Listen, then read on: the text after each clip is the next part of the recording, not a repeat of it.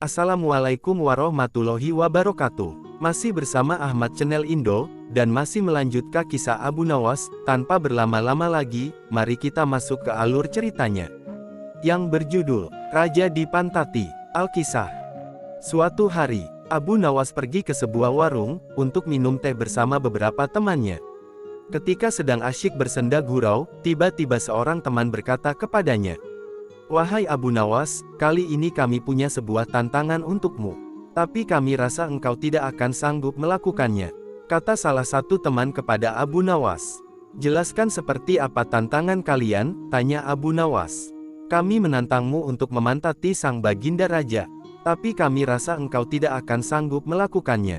Karena sudah jelas engkau pasti tidak akan berani melakukannya, sebab Baginda pasti akan langsung memancungmu atas penghinaan yang engkau lakukan." Kata temannya lagi kepada Abu Nawas, "Aku berani melakukannya, sebab hanya Allah Subhanahu wa Ta'ala sebenarnya yang patut aku takuti. Sekarang apa imbalannya jika aku sanggup melakukannya?" tanya Abu Nawas kepada temannya. "Kami akan memberimu 100 keping emas, selain itu Baginda harus tertawa ketika melihatmu menunjukkan pantat padanya," kata teman kepada Abu Nawas. Abu Nawas menerima tantangan mereka dan kembali ke rumah. Teman-teman Abu Nawas meyakini bahwa kali ini Abu Nawas pasti tidak akan lolos dari hukuman Baginda, apalagi harus membuat tertawa setelah dipantati, pasti itu sangat mustahil. Di rumah, Abu Nawas sedang berpikir bagaimana caranya memantati Baginda Raja, akan tetapi Baginda akan tertawa ketika melihatnya. Akhirnya Abu Nawas mendapat akal agar nanti rencananya dapat berjalan mulus. Beberapa hari berikutnya, Abu Nawas diundang ke istana oleh Baginda Raja, untuk menghadiri sebuah acara jamuan kerajaan. Semua pembesar dan orang-orang terdekat istana diundang, Baginda juga mengundang raja-raja dari negeri sahabat. Oleh sebab itu beliau membuat sebuah pesta yang sangat megah. Hari pelaksanaan acara jamuan telah tiba, Abu Nawas tidak segera berangkat menuju istana, untuk menghadiri acara jamuan tersebut. Ia sengaja datang sedikit terlambat, sedang teman-temannya mengawasinya dari kejauhan. Karena datang terlambat, setibanya di istana, ia mendapat tempat duduk paling belakang, sehingga Baginda Raja mengira ia tidak hadir di pesta tersebut. Para ahli pidato mulai menyampaikan ceramahnya satu persatu, membuat para tamu undangan terkesan. Tibalah giliran Baginda Raja menyampaikan pidatonya, sekaligus sebagai sambutan kepada para tamu undangan. Ketika Baginda sedang menyampaikan pidato, Baginda Raja melihat Abu Nawas sedang duduk di atas tanah, di tempat paling belakang dari tamu-tamu lain. Selesai berpidato, beliau lalu memanggil Abu Nawas untuk duduk di depan. Baginda berkata, "Wahai Abu Nawas, kenapa engkau duduk di belakang? Dan kenapa engkau duduk di atas tanah? Majulah ke sini dan duduk di atas karpet bersama kami." "Ampun Baginda, hamba memang sudah duduk di atas karpet," kata Abu Nawas kepada Baginda. "Karpet yang mana wahai Abu Nawas?" tanya Baginda. "Karpet yang hamba bawa sendiri Baginda," jawab Abu Nawas. Baginda keheranan dan kembali bertanya, "Dari tadi aku tidak melihat karpet di tempat dudukmu," tanya Baginda kembali. "Apakah Baginda benar-benar ingin melihatnya?" tanya Abu Nawas sambil beringsut ke depan, menghampiri Baginda. "Ya cepat tunjukkan kepadaku," jawab Baginda makin penasaran, dan merasa aneh melihat perilaku Abu Nawas.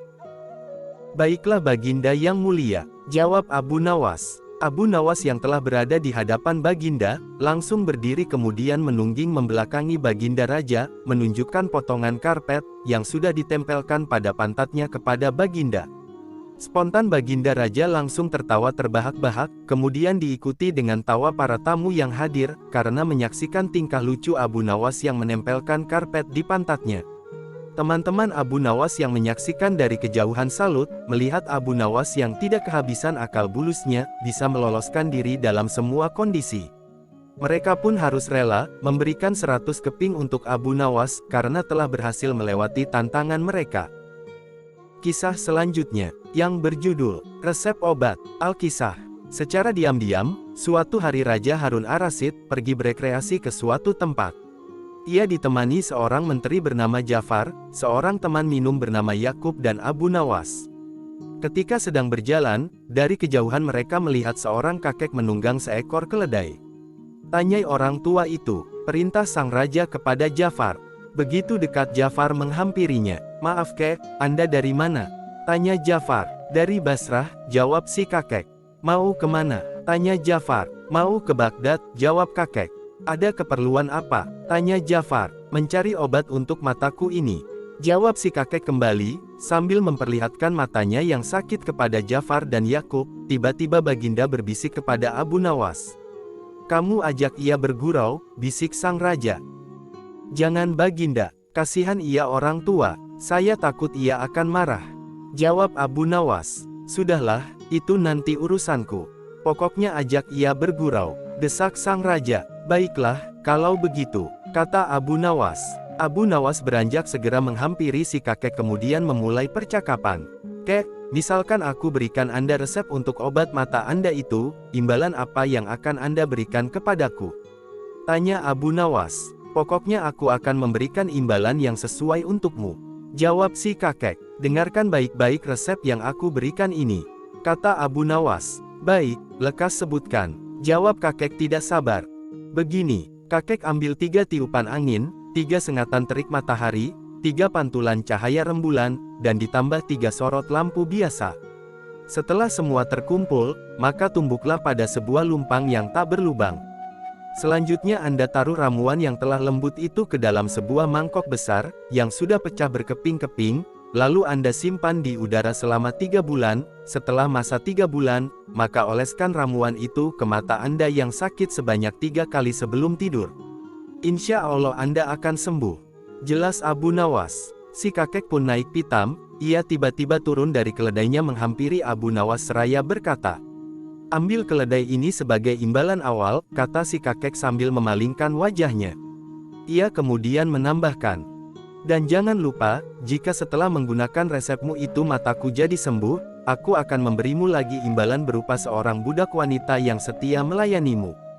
Jika kelak ternyata kamu telah mati, terlebih dahulu meninggalkan aku, budak wanita itu pasti sudah menjemputmu di neraka sana. Ia akan setia meludahi matamu dan memukuli wajahmu, sambil berteriak mengolok-olokmu.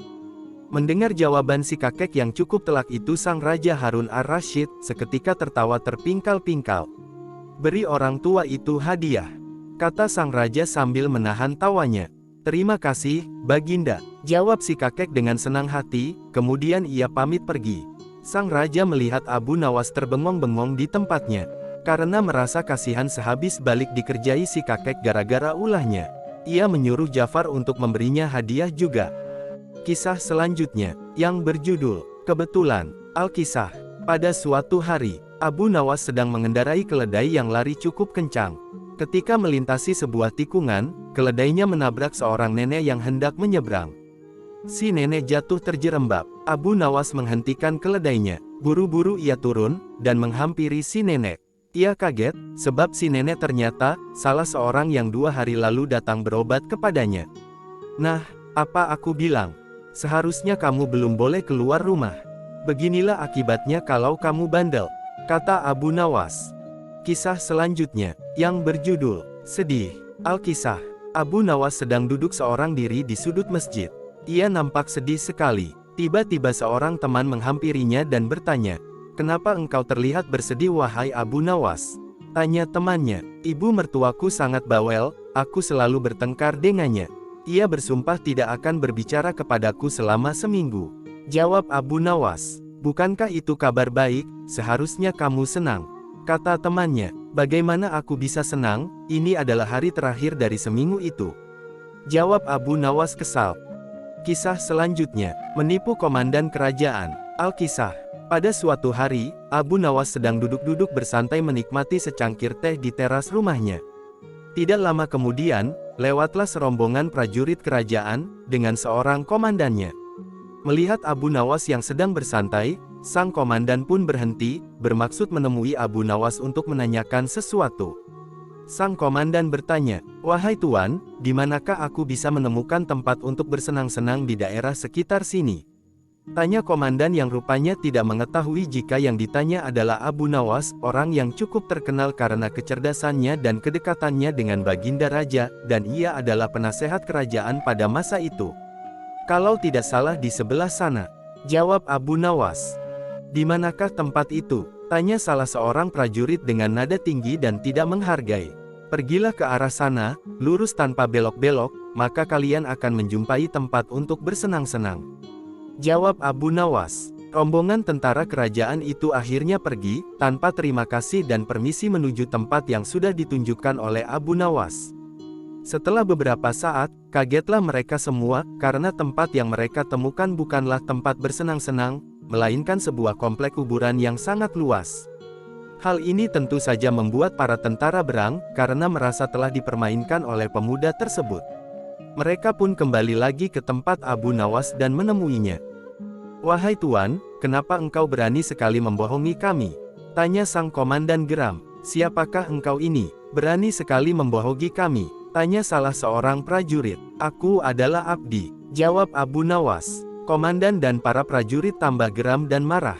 "Prajurit, tangkap dia," perintah komandan. "Engkau akan aku bawa ke panglima kami, untuk diberi hukuman atas perbuatan bohongmu," kata komandan. Abu Nawas pun ditangkap dan dihadapkan ke panglima mereka. "Wahai panglima, kami telah menangkap seorang pembohong yang berani membohongi pasukan kerajaan," kata komandan. "Alangkah lancangnya si tuan ini karena sudah berani berbohong pada pasukan kerajaan," lanjut komandan.